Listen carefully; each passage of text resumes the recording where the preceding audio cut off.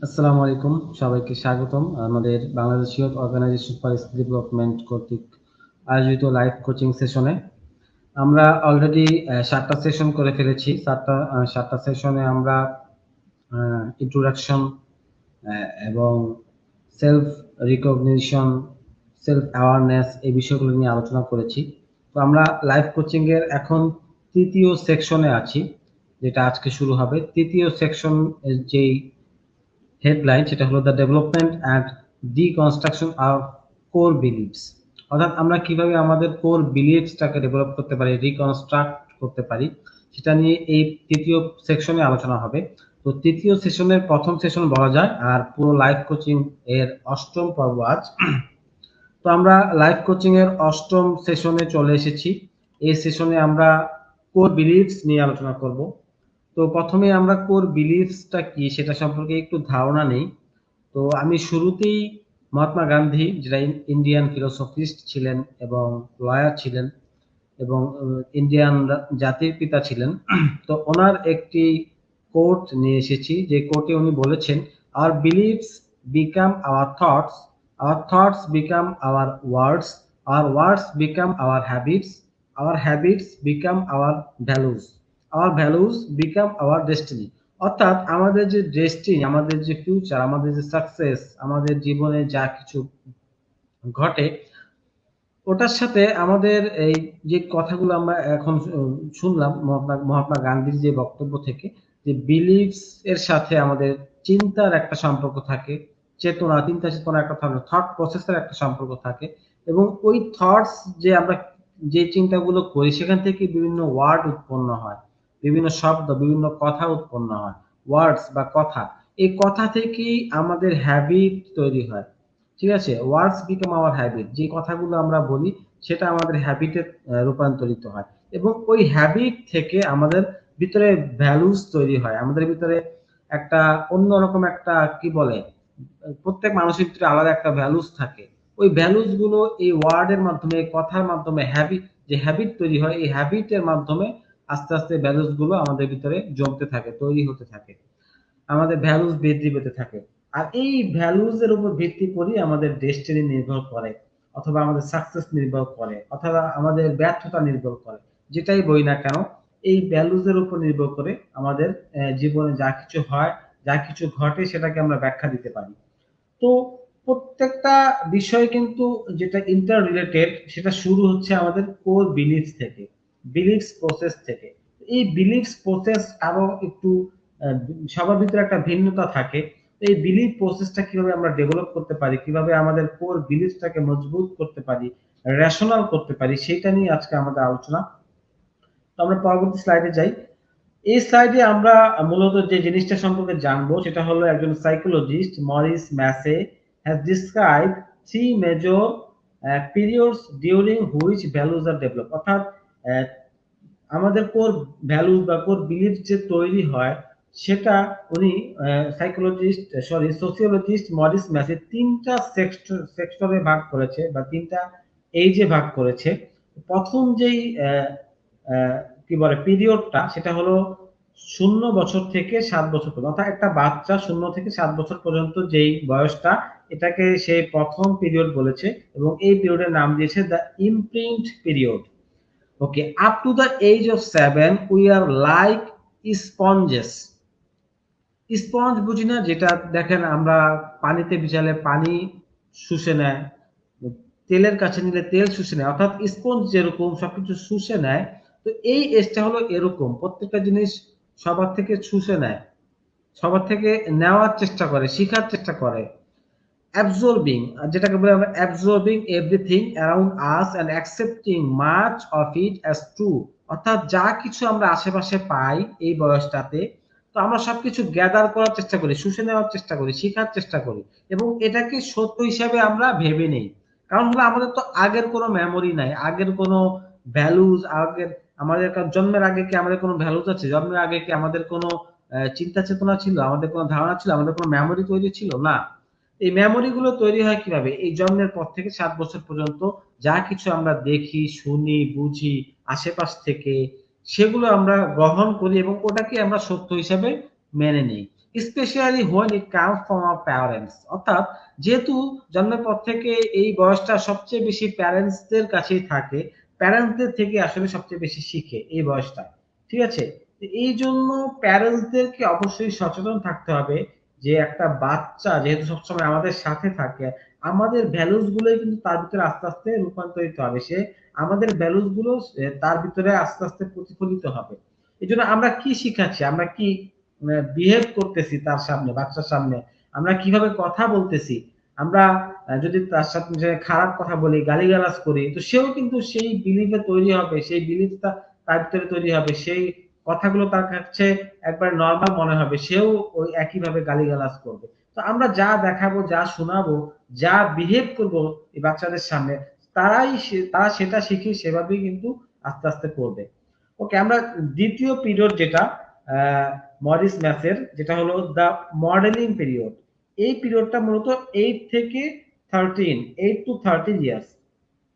Between the ages of 8 to 13, we copy people, often our parents, but also other people. অর্থাৎ এই বয়সটা আমরা প্যারেন্টসদের পাশাপাশি কিন্তু অন্যদেরকেও আমরা কপি করার চেষ্টা করি। Rather than blind acceptance, we are trying on things like a suit of clothes to see how they feel. অর্থাৎ বলা হচ্ছে এখানে, ধরেন এই বয়সটায় আমরা একটা বাচ্চা ব্লাইন্ডলি সবকিছু অ্যাকসেপ্ট করে না, সে কপি করে, অন্যদের থেকে শিখে দেখে সেটা নিজের ভিতরে আনার চেষ্টা করে, নিজেও ওটা করার চেষ্টা করে, এবং করে ট্রাই করে সে ফিল করার চেষ্টা করে যে কেমন লাগে তার কাছে, এটার ফিলটা কেমন, ঠিক আছে? সে ওটা জানার চেষ্টা করে, শিখার চেষ্টা করে। যখন তার কাছে জিনিসটা ভালো লাগে তখন সে বারবার করতে থাকে, আর যখন তার কাছে জিনিসটা ভালো লাগে না লাগে তখন সেটাকে ডিলেট করে দেয়, সেটা থেকে বিরত থাকে। তো এই জন্যই বলছি, যেমন আমরা একটা স্যুট ট্রাই করি, অনেক সময় স্যুট বানিয়ে ট্রাই করি যে কেমন লাগে আমার কাছে, আমাকে কেমন দেখাচ্ছে, ঠিক একইভাবে এই বয়সটায় তারা অন্যদের থেকে বা পিতামাতা থেকে বিভিন্ন ইনফরমেশন, বিভিন্ন বিহেভিয়ার, বিভিন্ন বিলিফস, তারপরে হলো ভ্যালুস তারা কালেক্ট করে এবং ওটাকে অ্যাক্ট করে, নিজে এক্সারসাইজ করে ফিল করার চেষ্টা করে যে জিনিসটা কেমন লাগে। তারপরে যেটা লাস্ট স্টেজ মরিস ম্যাসের, দ্য সোশিয়ালাইজেশন পিরিয়ড, যেটার মূলত 14 বছর থেকে 21 বছর পর্যন্ত, occurs during the ages of 14 to 21. This is where we develop relationships and social values. অর্থাৎ 14 বছর থেকে 21 বছরের ভিতরে যে স্টেজটা, এই স্টেজটাকে বলে সোশিয়ালাইজেশন পিরিয়ড। অর্থাৎ এই বয়সে আমরা আমাদের রিলেশনশিপ বা সোসাইটির যে ভ্যালুস গুলো সেগুলো আমরা শিখার চেষ্টা করি, ডেভেলপ করার চেষ্টা করি, আমাদের ভিতরে সম্পর্কের মধুরতা তৈরি করার চেষ্টা করি, সম্পর্ক বোঝার চেষ্টা করি, সোসাইটি বোঝার চেষ্টা করি, সোসাইটাল যে ভ্যালুস গুলো, নর্ম গুলো, সেগুলো আমরা আস্তে আস্তে গ্যাদার করে সেগুলো শেখার চেষ্টা করি। Beliefs develop around our core values. অর্থাৎ যে বিলিফ সিস্টেমটার মাধ্যমে আমরা আসলে বেড়ে উঠি, যে বিলিফস গুলো আমরা শিখি দেখে দেখে, শোনার মাধ্যমে, বোঝার মাধ্যমে, এক্সারসাইজ করার মাধ্যমে, সেটাই কিন্তু আমাদের কোর ভ্যালুস হিসেবে আমাদের ভিতরে আস্তে আস্তে রূপান্তরিত হয়। কোর ভ্যালুজ এর উপর ভিত্তি করে আমাদের বিলিফ সিস্টেমটা তৈরি হয়। ওকে, নেক্সট স্লাইডে আমরা এখন আলোচনা করব Albert Ellis 12 unhelpful or irrational beliefs. অর্থাৎ আলবার্ট এলিস 12টি আনহেল্পফুল অথবা ইরেশনাল অযৌক্তিক বিলিফস নিয়ে সে আলোচনা করেছে, যে বিলিফস গুলো আমাদের আসলে ক্ষতি করে, কোনো উপকার করে না, বা আমাদের বিলিফ সিস্টেমটাকে ধ্বংস করে। তো আমরা একটা একটা করে 12টা বিলিফস যেটা ইরেশনাল সেগুলো নিয়ে আমরা বোঝার চেষ্টা করব যে কেন এটা ইরেশনাল। ওকে, নাম্বার 1 হলো I must be loved and approved by everyone I consider significant. অর্থাৎ আমি আমার জীবনে যেগুলোকে, যে মানুষগুলোকে আমরা গুরুত্বপূর্ণ মনে করি, ঠিক আছে, সিগনিফিকেন্ট মনে করি, প্রত্যেকের কাছে আমি নিজেকে মানে গুরুত্বপূর্ণ ভাবতে চাই। সবাই আমাকে ভালোবাসবে, সবাই আমাকে অ্যাপ্রুভ করবে, ঠিক আছে, আমার কথা মেনে নেবে, এরকম আমি চিন্তা করি। কিন্তু এই চিন্তাটা আমাদের ভিতরে আমাদের ক্ষতি করে কিভাবে? Needing constant approval leads to anxiety and low self esteem. অর্থাৎ একটা মানুষকে সব সময় সবাই অ্যাকসেপ্ট করবে না, সব সময় সবাই অ্যাপ্রুভ করবে না তার কথা, ডিসঅ্যাপ্রুভ করবে। যেমন আমাদের পরিবারের ভিতরে আমাদের পিতামাতাই ধরুন, পিতামাতা কি আমাদের সব কথা মেনে নেয়? মেনে নেয় না, ডিসঅ্যাপ্রুভ করে, মানতে চায় না। তো সবাই আমাদের সব কথা মেনে নেবে না, অ্যাপ্রুভ করবে না সব সময়। তো যদি আমরা এরকম চিন্তা করি যে কনস্ট্যান্ট অ্যাপ্রুভাল আমাদের লাগবে, সবাই আমাকে পছন্দ করতে হবে, সবাই আমার কথা মেনে নিতে হবে, তাহলে এই চিন্তা ধারণা, এই বিলিফ সিস্টেমটা আমাদের কি করবে? অ্যাংজাইটি তৈরি করবে আমাদের ভিতরে, ঠিক আছে, বিষণ্ণতা তৈরি করবে, বা অ্যাংজাইটি এবং লো সেলফ স্টিম, আমাদের সেলফ স্টিমটাকে একবারে লো করে দিবে, দুর্বল করে দিবে, আমাদের সেলফ স্টিম কমে যাবে, যেটার কারণে আমরা আমাদের সামনের দিকে আগাতে আমাদের খুব কষ্ট হবে, আমরা ঠিকভাবে ডেভেলপ করতে পারবো না, আমাদেরকে সাকসেসের পথে আমরা এগোতে পারবো না। নাম্বার 2 যেটা, I must B completely competent, অ্যাডেকুয়েট and achieving in all respects or else I am outless। অর্থাৎ আমরা অনেক সময় মনে করি যে আমাদেরকে কমপ্লিটলি পরিপূর্ণভাবে কম্পিটেন্ট হতে হবে, হ্যাঁ, ঠিক আছে, উপযুক্ত হতে হবে, দক্ষ হতে হবে, অ্যাডেকুয়েট হতে হবে, and achieving in all respects অর্থাৎ সবকিছু আমাদের অর্জন করতে হবে, অ্যাচিভ করতে হবে, or else I am outless অথবা আমার কোনো দামই নেই, আমার কোনো গুরুত্বই নেই, এরকম আমরা অনেক সময় ভাবি।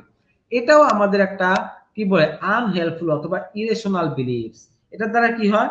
পারফেকশনিজম খুঁজি আমরা সবসময়। Perfectionism leads to fear of failure and self criticism. অর্থাৎ যদি আমরা সবসময় পারফেক্ট হতে চাই, এই জিনিসটা, এই বিলিফটা আমাদেরকে অনেক সময় ফেইলারের ভয় তৈরি করে। সবসময় ফেইলের একটা ভয় থাকে, আর ওই ভয়ের কারণে আমরা আগাতে চাই না সামনে, রিস্ক নিতে চাই না, আর রিস্ক না নেওয়ার কারণে আমরা সফল হতে পারি না, ঠিক আছে। ফেইলারের একটা ভয় আমাদের ভিতরে সবসময় কাজ করে এই পারফেকশনিজমের কারণে। অ্যান্ড সেলফ ক্রিটিসিজম, আমরা যেখানেই যাই না কেন, যে কোনো কাজই করি না কেন, আমাদের সেলফ ক্রিটিসিজম থাকবেই। কেউ না কেউ আমাদের বিরুদ্ধে বলবে, আমাদেরকে নিয়ে ক্রিটিসিজম করবেই, তো কথা বলবে, তো ওগুলো অ্যাকসেপ্ট করে নিতে হবে। ফেইলারের যে ভয়, ওটাকেও অ্যাকসেপ্ট করে নিতে হবে। কিভাবে? যে আমরা সবসময় পারফেক্ট হব না, কেউ কোনো মানুষই সবসময় পারফেক্ট হয় না। যারা বর্তমানে আমরা মনে করি যে তারা পারফেক্ট, তারাও অতীতে পারফেক্ট ছিল না, তাদের ভিতরে অনেক ভুল হয়েছে, এখনো হয়, কিন্তু ওই ভুলগুলো হয়তো সামনে আসে না। অর্থাৎ ভুল মানুষের ভিতরেই থাকবে, তো পারফেক্ট কেউই না, সবাই ইমপারফেক্ট, কিন্তু পারফেক্টের একটা ভান করে। তো আমাদের ভিতরে ভুল থাকবে, সবসময় যে আমরা পারফেক্ট হবো, সবসময় যে আমরা কম্পিটেন্ট হবো, অ্যাডেকুয়েট হবো, এটা আসলে সত্য নয়, ঠিক আছে, আমাদের ভিতরে ইমপারফেকশন থাকবে, এটাকেই মেনে নিতে হবে। Number 3, people must always act fairly and justly or they are bad and deserve to be punished. অর্থাৎ আমরা অনেক সময় এরকম একটা বিলিভ আমাদের ভিতরে থাকে যে আমাদের মানুষদের বা আমাদের সবসময় ফেয়ারলি এবং জাস্টলি থাকতে হবে, ঠিক আছে, কোনো ভুল করা যাবে না। আর না হয় কি হবে, আমরা ডিজার্ভ করি পানিশড হওয়ার জন্য বা শাস্তি পাওয়ার জন্য, ঠিক আছে, কোনো ভুল করলে আমরা শাস্তি পাওয়ার যোগ্য, বা আমি খারাপ, এরকম একটা ভাব, আমাদের একটা চিন্তা ধারণা থাকে। বাট এরকম না, মানুষ মাত্রই, একটু আগে বললাম, মানুষ মাত্রই ভুল, তো মানুষের মাধ্যমে ইমপারফেকশন থাকবে, ভুল থাকবে, সবসময় সে ফেয়ার হতে পারবে না, সবসময় সে জাস্টলি হতে পারবে না। মানুষ অনেক অনেক সময় ইমোশনাল হয়ে যায়, ইমোশনাল হওয়ার কারণে অনেক সময় ভুল করে বসে, ফেয়ারলি থাকতে পারে না, জাস্টলি থাকতে পারে না। তো expecting fairness in all situations leads to frustration and resentment। অর্থাৎ আমরা যদি সব সময় সব সিচুয়েশনে ফেয়ারনেস থাকার চেষ্টা করি এবং ইচ্ছা প্রকাশ করি, তাহলে কি হবে? এটা আমাদেরকে ফ্রাস্ট্রেশন বাড়াবে, আমাদের ভিতরে ফ্রাস্ট্রেশনটা বাড়াবে। এই ফ্রাস্ট্রেশন যাতে আমাদের ভিতরে না বাড়ে, আমরা ফ্রাস্ট্রেশন কমাতে পারি, এজন্য এটা আমাদের মাথায় রাখতে হবে। আমরা সবসময় ফেয়ার থাকতে পারবো না, কোনো মানুষ সবসময় ফেয়ার থাকতে পারে না, জাস্টলি থাকতে পারে না, তাদের কোনো না কোনো সময় কারো না কারো সাইড নিতে হয়, জাস্টলি হতে পারে না, ভুল হতেই পারে। নাম্বার 4 হলো life must be easy, comfortable and free of difficulties. অর্থাৎ জীবন সবসময় সহজ হবে, মানে কি বলে, কমফোর্টেবল হবে, ইজি হবে, এবং ফ্রি অফ ডিফিকাল্টিস, অর্থাৎ কোনো ধরনের জটিলতা থাকবে না, এরকম অনেক সময় আমাদের বিলিফ সিস্টেমে থাকতে পারে। এটার দ্বারা কি হবে, avoiding discomfort and struggle leads to stagnation and helplessness. অর্থাৎ আমাদেরকে এই বিলিফটাকে যে ডিসকমফোর্টটাকে অ্যাভয়েড করা, সবসময় কমফোর্ট থাকতে হবে, এবং এটা কি করে আমাদেরকে, এটা স্ট্রাগল করে, লিডস টু স্টেগনেশন, আমাদেরকে বন্দি বানিয়ে ফেলে, আমাদেরকে এক জায়গায় আটকিয়ে ফেলে, আমাদেরকে ডেভেলপ হওয়ার সুযোগ দেয় না, এবং আমাদেরকে অসহায় বানিয়ে ফেলে। তো এই বিলিফ থেকে আমাদেরকে বের হয়ে আসতে হবে যে লাইফ সবসময় সহজ হবে না, লাইফ কঠিন, কোনো সময় সহজ হবে, কোনো সময় কঠিন হবে, কোনো সময় কমফোর্ট হবে, কখনো কখনো কমফোর্ট হবে না, ঠিক আছে, ডিসকমফোর্ট হবে।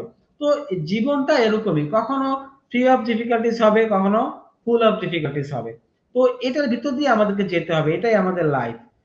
নাম্বার 5 হলো, when things don't go as I want it is awful, terrible and unbearable। অর্থাৎ যখন আমরা যেই জিনিসগুলো চাই, তখন যদি সেই জিনিসটা না হয়, আমরা অনেক সময় মনে করি যে এটা খুবই মারাত্মক এবং এটা আমাদের সহ্য করার মতো না, এরকম অনেক সময় ভাবি, এই বিলিফটা আমাদের ভিতরে থাকে।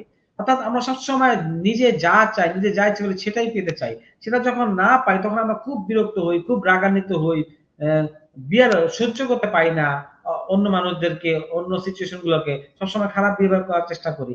এটা একটা বিলিফ সিস্টেম আমাদের ভিতরে তৈরি হয়। এটা আমাদেরকে ক্ষতি করে কিভাবে, executing problems creates unnecessary suffering. অর্থাৎ কোন একটা প্রবলেম হয়েছে, যেটা আমাদের ইচ্ছা মতো হয়নি, সেটাকে অতিরঞ্জিত করা, এটা খুবই খারাপ। এটার কারণে কি হয়, আমাদের ভিতরে আননেসেসারি সাফারিং আমাদের ভিতরে চলে আসে, আমরা আননেসেসারি সাফারিং এর ভিতরে ভুগতে থাকি, সম্পর্কে কলহ তৈরি হয়, ঠিক আছে, আমরা কোনো কাজ ঠিক মতো করতে পারি না, অন্যের দ্বারা অপমানিত হই, এরকম অনেক ধরনের সাফারিং এর ভিতরে আমাদের যেতে হয় যখন আমরা এই চিন্তা চেতনা আমাদের মনের ভিতরে রাখি। নাম্বার 6 হলো, unhappiness is caused by external events and I have little to no control over my emotions. আমরা অনেক সময় মনে করি যে আমরা যে আনহ্যাপি হই, অসুখী হই, অখুশি হই, সেটা আসলে আমাদের নিজেদের কারণে হই না, অন্যের কারণে হই, এক্সটার্নাল কোনো ঘটনার কারণে হই, কোনো বিষয়ের কারণে, যেটা আমাদের নিজের ভিতরে না, এক্সটার্নাল বিষয়। অর্থাৎ এক্সটার্নাল বিষয়, অন্যের বিষয়, অন্য ঘটনা, অন্য বস্তুর কারণে যখন আমরা আনহ্যাপি হই, আমরা মনে করি এটাই আসলে আনহ্যাপিনেস হওয়ার কারণ। And I have little control over my emotion. অর্থাৎ আমরা তখন ইমোশনালি অনেক খারাপ অবস্থার মাধ্যমে যাই, এবং আমরা চিন্তা করি যে এই ইমোশনের উপর আমার কোনো কন্ট্রোল নেই। এটাও একটা ব্যাড বিলিফ বা আনহেল্পফুল বিলিফ। কেন? Blaming external factors prevents emotional resilience and growth. অর্থাৎ আমাদের যে মানসিক শান্তি, ঠিক আছে, ইমোশনাল যে শান্তি বা যেটা বলি আমরা, সেটা আমাদেরকে প্রিভেন্ট করে যখন আমরা এক্সটার্নাল ফ্যাক্টর গুলোকে ব্লেমিং করি সবসময়। আমাদের জীবনে যেটাই ঘটুক, আমরা সবসময় ভালো কিছু ঘটলে আমরা তখন নিজে সুনাম করি, নিজে মানে যারা খারাপ কিছু ঘটলেই আমরা এক্সটার্নাল বিষয়ের দায় দিয়ে দিই, ব্লেম করে দিই, তোমার কারণে আমার এটা হয়েছে, এই ঘটনার কারণে আমার এটা হয়েছে, এক্সটার্নাল বিষয়গুলোকে তখন আমরা দায় দিয়ে দিই। এটা করার কারণে কি হয়, আমাদের ইমোশনাল শান্তি যা রিজিলিয়েন্স যেটা, সেটা নষ্ট হয়ে যায়, এবং আমাদের ইমোশনাল যে গ্রোথটা, ডেভেলপমেন্টটা, সেটা ব্যাহত হয়, সেটা ঠিক মতো হয় না। আমরা সবসময় এক জায়গায় আটকে থাকি, এগোতে পারি না, সামনের দিকে যেতে পারি না, ইমোশনাল ইন্টেলিজেন্ট আমাদের ভিতরে তৈরি হয় না। এই জন্য এক্সটার্নাল ফ্যাক্টরকে ব্লেম না করে নিজের ভিতরে কি দুর্বলতা আছে, নিজের ভিতরে কি প্রবলেম আছে, সেটাকে দোষারোপ করে সেটাকে ঠিক করতে হবে, সেটাকে যাচাই করে আপনাকে ক্রিটিক্যাল থিঙ্কিং এর মাধ্যমে সেটাকে আপনার সঠিকভাবে ব্যবহার করতে হবে, সঠিকভাবে ইউজ করতে হবে, যাতে করে আমাদের ভিতর থেকে আনহ্যাপিনেস দূর হয়ে যায়। অর্থাৎ অপর কোনো মানুষের কারণে, অপর কোনো ঘটনার কারণে, অন্য কোনো ঘটনার কারণে যাতে আমাদের ভিতরে আনহ্যাপিনেস তৈরি না হয়। আমার যে বিলিফ সিস্টেম সেটাকে চেঞ্জ করতে হবে, চেঞ্জ করার মাধ্যমে নিজেদের চিন্তার মাধ্যমে হ্যাপিনেস তৈরি করতে হবে। নাম্বার 7 হলো, I must avoid life's difficulties and responsibilities as it is easier to avoid than to face them। অর্থাৎ কোন ডিফিকাল্টিজ আসুক আমাদের জীবনে, কোন রেসপন্সিবিলিটি, দায়-দায়িত্ব আসুক, সেটাকে আমরা অ্যাভয়েড করার চেষ্টা করি। কারণ হলো আমরা মনে করি যে সেটাকে ফেস করার থেকে অ্যাভয়েড করাটা ইজি। বাট এর দ্বারা কি হয়, avoidance leads to bigger problems and feelings of helplessness. অর্থাৎ যখন আমরা এই বিষয়কে, ডিফিকাল্টিজ এবং রেসপন্সিবিলিটি গুলোকে অ্যাভয়েড করতে থাকি, তখন কি হয়, এটা আমাদেরকে বিগার প্রবলেম, বড় সমস্যার দিকে নিয়ে যায় এবং অসহায় বানিয়ে ফেলে আমাদেরকে। তাহলে আমাদেরকে সবসময় মনে রাখতে হবে, ডিফিকাল্টিস আসবে আমাদের জীবনে, সেটাকে ফেস করতে হবে। রেসপন্সিবিলিটি আসবে, সেটাকে ফেস করতে হবে। সেই রেসপন্সিবিলিটি গুলো পালন করতে হবে। তাহলে আমাদের সম্মান বাড়বে, আমাদের ভ্যালুস বাড়বে, আমাদের দাম বাড়বে, আমাদের গুরুত্ব বাড়বে। নাম্বার 8 হলো, the past has a lasting effect on me and it will always dictate my present and future। অর্থাৎ আমাদের অতীতে কোনো ঘটনা ঘটেছে, অতীতে কোনো আমার সাথে খারাপ কিছু হয়েছে, সেটা লং ইফেক্ট আমার ভিতরে রয়ে গেছে এবং এটা আমাকে এখনো ডিকটেট করে যাচ্ছে বর্তমান এবং ফিউচারেও সেটা আমাকে বাধা দিয়ে যাবে, আমাদেরকে প্রবলেম তৈরি করে যাবে। ঠিক আছে, আমাদেরকে এগোতে দিবে না, এরকম একটা বিলিফ আমাদের ভিতরে অনেক সময় থাকে। ডিউলিং অন দ্য পাস্ট, অর্থাৎ আমরা সবসময় অতীতের ভিতরেই পড়ে থাকি, বর্তমানকে উপভোগ করতে পারি না, ফিউচার নিয়ে ভাবতে পারি না, ফিউচারের ভালো জিনিসগুলো চিন্তা করতে পারি না, ফিউচারে ভালো কি কি আসতে পারে সেটা নিয়ে চিন্তা করতে পারি না, বর্তমানে ঠিক মতো চলতে পারি না, বর্তমানে ঠিকভাবে কাজ করতে পারি না। কারণ অতীতের ওই যে একটা খারাপ ইফেক্ট, খারাপ একটা এক্সপেরিয়েন্স, ওইটা নিয়ে আমরা সবসময় চিন্তা চেতনা করি, ওটা নিয়ে আমরা পড়ে থাকি, মনে করি যে ওটাই আমার জীবনে বারবার ঘুরে আসবে, আমাদের জীবনে ভালো কিছু হবে না, এরকম একটা চিন্তা চেতনা আমাদের ভিতরে থাকে। dwelling on the past prevents personal growth and change। অর্থাৎ এই যে বিলিফটা, এটা আমাদের পার্সোনাল গ্রোথ এবং আমাদের যে চেঞ্জ, এটাকে ব্যাহত করে। আমরা আমাদেরকে পরিবর্তন করতে পারি না, আমরা আমাদের পার্সোনাল গ্রোথ করতে পারি না এই ডিউলিং অন দ্য পাস্ট এর কারণে। Number 9, I must worry constantly about things that could be dangerous or threatening। অর্থাৎ আমরা যেটা আমাদের জীবনে ডেঞ্জারাস, ক্ষতিকর বা থ্রেটেনিং যে বিষয়গুলো আছে, সেগুলো নিয়ে কনস্ট্যান্টলি আমরা ওয়ারি থাকি, উদ্বিগ্ন থাকি। কিন্তু এই জিনিসটাও আমাদের জন্য ক্ষতি। কিভাবে? Excessive worry creates anxiety without solving problems. অর্থাৎ যখন আমরা কনস্ট্যান্টলি শুধুমাত্র চিন্তা করতে থাকি, উদ্বিগ্ন থাকি আমাদের থ্রেটেনিং বিষয়গুলো নিয়ে, ডেঞ্জারাস বিষয়গুলো নিয়ে, তো এক্সেসিভ ওয়ারি হওয়ার কারণে এটা আমাদের অ্যাংজাইটি লেভেল বাড়িয়ে দেয় এবং অ্যাংজাইটি লেভেল বাড়িয়ে দেওয়ার কারণে আমরা কোনো প্রবলেম সলভ করতে পারি না। অর্থাৎ আমাদের এই সময় উচিত হলো যে কনস্ট্যান্টলি ওয়ারি হওয়া যাবে না, একটা স্টেপ বাই স্টেপ আমাদের এগোতে হবে, আমাদের সব প্রবলেম সলিউশন করার জন্য ওয়ে খুঁজতে হবে, যে এই প্রবলেমগুলো, এই ডেঞ্জারাস সিচুয়েশনগুলো, এই থ্রেটেনিংগুলো কিভাবে আমরা দূর করতে পারি। স্টেপ বাই স্টেপ প্ল্যান করার মাধ্যমে আমরা এই প্রবলেমগুলো আস্তে আস্তে সলভ করব, সেটা নিয়ে কাজ করতে পারি। তাহলে কি হবে, আমাদের আস্তে আস্তে প্রবলেমগুলো দূর হবে, থ্রেটগুলো দূর হবে, ডেঞ্জারাস সিচুয়েশনগুলো দূর হবে এবং আমাদের অ্যাংজাইটি আস্তে আস্তে তখন দূর হয়ে কমে যাবে। এভাবে কিন্তু আমরা বিলিফ সিস্টেমটাকে চেঞ্জ করতে পারি। নাম্বার 10 হলো, I can achieve happiness by doing nothing and exerting no effort. অর্থাৎ আমরা অনেক সময় মনে করি যে আমরা কোনো কিছু করা ছাড়াই, কোনো চেষ্টা করা ছাড়াই আমরা হ্যাপি হতে পারবো। I can achieve happiness without any effort or without doing nothing. তো এটাও আমরা অনেক সময় চিন্তা করি। Expecting happiness without action leads to dissatisfaction. যখন আমরা এইভাবে চিন্তা করি তখন এটা আমাদেরকে কোথায় নিয়ে যায়? ডিসস্যাটিসফ্যাকশন, অর্থাৎ আমাদেরকে স্যাটিসফাইড করে না। ঠিক আছে, আমরা ডিসস্যাটিসফাইড থাকি সবসময় এই এই এই চিন্তা চেতনার কারণে। কারণ হলো আমাদের হ্যাপিনেসের জন্য অবশ্যই আমাদেরকে কিছু করতে হবে, আমাদেরকে অবশ্যই চেষ্টা করতে হবে ভালো কিছু করার। যেই চেষ্টা করার মাধ্যমে, যেই কাজটা করার মাধ্যমে আমরা হ্যাপি হই, খুশি হই। অনেকে অনেক কাজ করার দ্বারা হ্যাপি হয়। ঠিক আছে, তো আমাদেরকে খুঁজে বের করতে হবে যে আমি কোন কাজ করতে হবে। যেমন অনেকে ধরেন প্যাশন ফলো করে, ঠিক আছে, যে আমার প্যাশন কি, আমার কি কাজ করতে পছন্দ, আমার কি কাজ করতে ভালো লাগে, ওই কাজটা করার মাধ্যমে সে হ্যাপিনেস খুঁজে পায়। এইভাবে এক এক মানুষের এক এক ভাবে হ্যাপিনেস খুঁজে পেতে হবে বিভিন্ন ইফোর্টের মাধ্যমে। সাকসেস হওয়ার জন্য ইফোর্ট করতে হবে, হার্ড ওয়ার্ক করতে হবে, স্মার্ট ওয়ার্ক করতে হবে। Without doing nothing we can not be happy. Number 11, I must control everything perfectly or things will fall apart। অর্থাৎ আমাদের সবকিছু আমাদের কন্ট্রোলে থাকতে হবে, সবকিছু আমি যেভাবে চাই সেভাবেই হতে হবে, কোনো কিছু আমাদের হাতছাড়া করা যাবে না। সবসময় এরকম একটা চিন্তা চেতনা অনেকের ভিতরে থাকে যে সবকিছু আমি কন্ট্রোল করব, কোনো কিছু আমার কন্ট্রোলের বাইরে যাবে না। আর না হলে কি হবে, এই জিনিসটা আমার হাত থেকে সরে যাবে, আমি এটা হারিয়ে ফেলবো, এটা ক্ষতি হয়ে যাবে, এরকম চিন্তা অনেক সময় থাকে। Needing control over everything increases anxiety and stress। অর্থাৎ যখন আমরা এরকম চিন্তা করি সবকিছুতে আমার কন্ট্রোল থাকতে হবে, নাহলে এটা আমার থেকে দূরে সরে যাবে, এটাতে ক্ষতি হবে, তখন কিন্তু এই যে সবসময় কন্ট্রোল করার যে চিন্তা চেতনা, এটা আমাদের অ্যাংজাইটিকে বৃদ্ধি করে, স্ট্রেসকে বৃদ্ধি করে। যখন আমাদের অ্যাংজাইটি এবং স্ট্রেস বেড়ে যায়, তখন কিন্তু আমরা ইফেক্টিভলি কাজ করতে পারি না।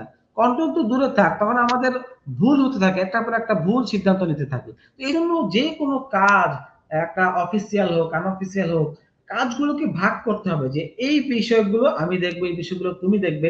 তোমাকে পরিপূর্ণ দায়িত্ব দেওয়া হলো এই বিষয়গুলো দেখার জন্য, তুমি আমাকে রিপোর্ট দিবে, ঠিক আছে? তো সেটার জন্য তাকে বিশ্বাস না করে আবার সে ঠিকভাবে কাজ করতেছে না, তার উপর নজর রাখা, কন্ট্রোল রাখা, এরকম যখন চিন্তা করবো তখন আমাদের স্ট্রেস এবং অ্যাংজাইটি বেড়ে যাবে। অর্থাৎ কাজকে ভাগ করে দিতে হবে, ডিভাইড করে দিতে হবে। এভাবে আমাদের স্ট্রেস কমাতে হবে, অ্যাংজাইটি লেভেল কমাতে হবে, তাহলেই কিন্তু আমরা ঠিকভাবে বেড়ে উঠতে পারবো। I must always depend. Number 12, I must always depend on others because I cannot handle things on my way. অর্থাৎ আমি অনেক সময় অনেক চিন্তা থাকে, আমি সবসময় মানে কি বলে অন্যের উপর ডিপেন্ড করে থাকি, নিজে নিজে কোনো কিছু করতে পারি না, নিজে নিজে কোনো কিছু হ্যান্ডেল করতে পারি না, নিজে কোনো কিছু সমাধান করতে পারি না, সময় অন্যের উপর ভরসা করে থাকতে হয়, অন্যের উপর ডিপেন্ড করে থাকতে হয়, এরকম অনেক সময় চিন্তা চেতনা থাকে। এটাও আমাদের একটা আনহেল্পফুল বিলিভস। এটার দ্বারা কি হয়, over dependence leads to a lack of confidence and personal growth. অর্থাৎ যখন ওভার ডিপেন্ডেন্স হয়ে যায় কারোর উপর, কোন বিষয়ের উপর, যে তাকে ছাড়া আমার চলবেই না, তা সে না হলে আমি আগাতেই পারবো না, আমি কাজটি করতেই পারবো না, যখন ওভার ডিপেন্ডেন্স হয়ে যায় আমরা, তখন এই জিনিসটা আমাদের ল্যাক অফ কনফিডেন্স হয়। অর্থাৎ ল্যাক অফ কনফিডেন্স থেকে এই জিনিসটা তৈরি হয়। তো আমাদের কনফিডেন্স লেভেলটাকে আরো কমিয়ে দেয় এবং পার্সোনাল গ্রোথকে ব্যাহত করে। অর্থাৎ আমি যদি পার্সোনালি গ্রোথ হতে চাই, পার্সোনাল ডেভেলপমেন্ট করতে চাই, আমাদের কনফিডেন্স বাড়াতে চাই, তাহলে ওভার ডিপেন্ডেন্স থেকে সরে আসতে হবে আমাদেরকে নিজেদের উপর ডিপেন্ড হতে হবে, যে হ্যাঁ আমি পারবো, বিশ্বাস স্থাপন করতে হবে নিজেদের উপর, যে হ্যাঁ আমি পারবো, আমার দ্বারা সম্ভব, আমার দ্বারা সবকিছু করা সম্ভব, আমার দ্বারা পসিবল। ঠিক আছে, ওভার ডিপেন্ডেন্ট হওয়া যাবে না, যে না তাকে ছাড়া হবে না, সে না হলে তো এই প্রজেক্ট হবেই না, এটা করা পসিবলই না। না, নিজের উপর ডিপেন্ড হতে হবে, যে হ্যাঁ পসিবল, সে নাই, আমি অন্য কাউকে হায়ার করে নিব, তুমি তুমি করবে না, ঠিক আছে, আমি অন্য কারোর মাধ্যমে করে নিবো, অথবা আমি নিজে করে নিব। এই কনফিডেন্স থাকতে হবে এবং ইফেক্টিভলি সে কাজগুলো করে নিতে হবে। নিজে না পারলে কাউকে হায়ার করে করে নিতে হবে, কারো মাধ্যমে, কারো হেল্প নিয়ে করে নিতে হবে। বাট সবসময় এক বিষয়ের উপর, এক জায়গার উপর ওভার ডিপেন্ডেন্ট হওয়া যাবে না, ঠিক আছে? ডিপেন্ডেন্ট হওয়া ভালো, বাট ওভার ডিপেন্ডেন্ট হওয়া ভালো না। এই জিনিসটাকে আমাদেরকে খেয়াল রাখতে হবে। তো এই ছিল আলবার্ট ইলিসের 12 unhelpful beliefs or irrational beliefs. যে বিলিভস গুলো থেকে আমাদেরকে বের হয়ে আসতে হবে, যাতে করে আমাদের গ্রোথ, ডেভেলপমেন্ট এবং পার্সোনাল যে কনফিডেন্স লেভেল, এগুলো আস্তে আস্তে বৃদ্ধি পায়। তো এবার আমরা জানবো how to challenge this irrational believes. এই বিলিভস গুলোকে কিভাবে আমরা চ্যালেঞ্জ করব, কিভাবে এর থেকে বের হয়ে আসবো। Ellis proposed replacing these irrational beliefs with rational, logical, and flexible thoughts using the ABC model. অর্থাৎ এখানে সে একটা মডেল দাঁড় করিয়েছে, যে মডেলের ইউজ করার মাধ্যমে আমরা কি করতে পারি, এই ইরেশনাল বিলিফ কে আমরা রেশনাল এবং লজিক্যাল বানাতে পারি এবং ফ্লেক্সিবল থটস প্রসেস বানাতে পারি। কিভাবে? তো সে যে মডেলটা দাঁড় করিয়েছে, এ অর্থাৎ অ্যাক্টিভেটিং ইভেন্ট, অর্থাৎ যখনই কোনো সিচুয়েশন হ্যাপেন্স, কোনো ঘটনা ঘটে, কোনো বিষয় আমাদের মাথায় আসে, কোনো চিন্তা আমাদের মাথায় আসে, কোনো ঘটনার কারণে, কোনো ব্যক্তির কারণে, কোনো বিষয়ের কারণে, ওটা হলো অ্যাক্টিভেটিং ইভেন্ট। অর্থাৎ কোনো কিছু প্রবাহমান হওয়া, কোনো কিছু ঘটা, কোনো কিছু শোনা, বা কোনো থট প্রসেস তৈরি হওয়া, এটা হলো অ্যাক্টিভেটিং। বি হলো belief, you interpret the situation rationally and irrationally. যখন তোমার আমাদের মাথায় কোনো কিছু আসলো, কোনো ঘটনার কারণে, কোনো সিচুয়েশনের কারণে, কোনো কথার কারণে, কোনো চিন্তা একটা আমাদের ভিতরে আসলো, সেটাকে ইন্টারপ্রিট করতে হবে, ব্যাখ্যা করতে হবে, ব্যাখ্যায়িত করতে হবে। আমাদের নিজেদের ভিতরে একটা ব্যাখ্যা দাঁড় করাতে হবে, কেন এটা আসলো, এটা কি আসলে রেশনাল অর ইরেশনাল, অর্থাৎ যৌক্তিক কি বিষয় আছে এটা, এই ঘটনার পিছনে, এই চিন্তার পিছনে, এই বিলিফের পিছনে, এই বিলিফ সিস্টেমের পিছনে যৌক্তিক কি আছে এবং অযৌক্তিক কি আছে, ওই সবগুলো বিষয়ে চিন্তা চেতনা করতে হবে, ইন্টারপ্রিট করতে হবে, ব্যাখ্যা করতে হবে। সি হলো কনসিকুয়েন্স, অর্থাৎ your emotional response depends on your belief, not the event itself. অর্থাৎ আমরা যখন কোনো ঘটনা ঘটার ফলে কোনো বিলিফ যখন আমাদের ভিতরে আসে, কোনো চিন্তা যখন আমাদের থিংকিং প্রসেস যখন আমাদের ভিতরে চলে আসে, কোনো বিলিফ সিস্টেমে যখন আঘাত পায়, তখন আমরা এই কনসিকুয়েন্সে আমরা একটা ইমোশনাল ফিডব্যাক দিয়ে দিই। তো এই ইমোশনাল রেসপন্সটা ডিপেন্ড করে কিসের উপর? আমাদের বিলিফের উপর।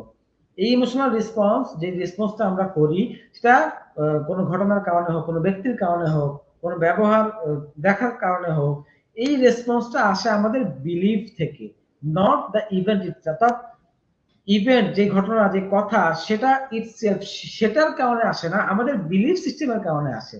অর্থাৎ আমরা বিলিফ সিস্টেমটাকে যদি চেঞ্জ করতে পারি, তাহলে কিন্তু ওই নেগেটিভ রেসপন্স গুলো আসবে না।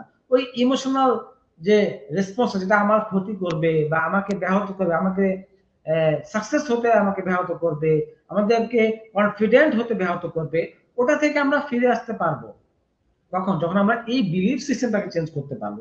যেভাবে আমরা বিলিভ করি, যেভাবে আমরা চিন্তা করি, সেটাকে যখন আমরা চেঞ্জ করতে পারবো। বাট আমরা যদি অনেক সময় যেটা বললাম, এক্সটার্নাল ইভেন্টস, এক্সটার্নাল ঘটনার কারণে আমরা সবকে দায়বদ্ধ করি, দায় দিই যে সেটার কারণে, তোমার কারণে আমার ক্ষতি হয়েছে, তোমার কারণে আমি এটা করতে পারি নাই। তো ওইটা হলো একটা এক্সটার্নাল ইভেন্ট, এক্সটার্নাল ঘটনা, ইভেন্ট ইটসেলফ। অর্থাৎ ওই ইভেন্ট, ওই ঘটনা, ওই ব্যক্তি, ওটার কারণে না, আমাদের বিলিফের কারণে আমাদের রেসপন্স গুলো তৈরি হয়, ইমোশনাল স্টেট গুলো তৈরি হয়। তো ডি হলো ডিসপিউট। এবার হলো যেই বিলিফটা আমরা তৈরি হলো এবং যেই ইমোশনাল রেসপন্সটা আমাদের কাছে আসলো, আমাদের সামনে আসলো, যে বিলিফের কারণে, ওটাকে চ্যালেঞ্জ করা। Challenge and question the irrational belief. অর্থাৎ যেটা বললাম, রেশনালি চিন্তা করতে হবে, ইরেশনালি চিন্তা করতে হবে, অর্থাৎ যৌক্তিকভাবে এবং অযৌক্তিকভাবে চিন্তা করতে হবে, ব্যাখ্যা দিতে হবে। তো ওই অযৌক্তিক যে ব্যাখ্যাগুলো, সেগুলোকে এবার কোশ্চেন করেন যে কেন। যখন আমি কোনো ঘটনাকে, কোনো চিন্তাকে, কোনো ইমোশনাল রেসপন্সকে আমরা যখন কোশ্চেনাইজ করব, কোশ্চেন করব, চ্যালেঞ্জ করব, তখন কিন্তু উত্তর আসতে থাকবে আমাদের ভিতরে, আমরা উত্তর পেয়ে যাব আমাদের অভিজ্ঞতার কারণে, আশেপাশে দেখার কারণে, নলেজের কারণে, এডুকেশনের কারণে। আমরা নানা ধরনের উত্তর তখন খুঁজে পাবো কোশ্চেন করার কারণে। যদি কোশ্চেন না করি, তাহলে কিন্তু উত্তর পাবো না। এই জন্য কোশ্চেন করতে হবে, চ্যালেঞ্জ করতে হবে যে এই ইরেশনাল বিলিফের পিছনে কারণ কি। যখন আমরা কারণ খুঁজবো, তখন আমাদের আসল রহস্য বের হয়ে আসবে। এটা তো ইরেশনাল, অযৌক্তিক চিন্তা, অযৌক্তিক বিলিফ।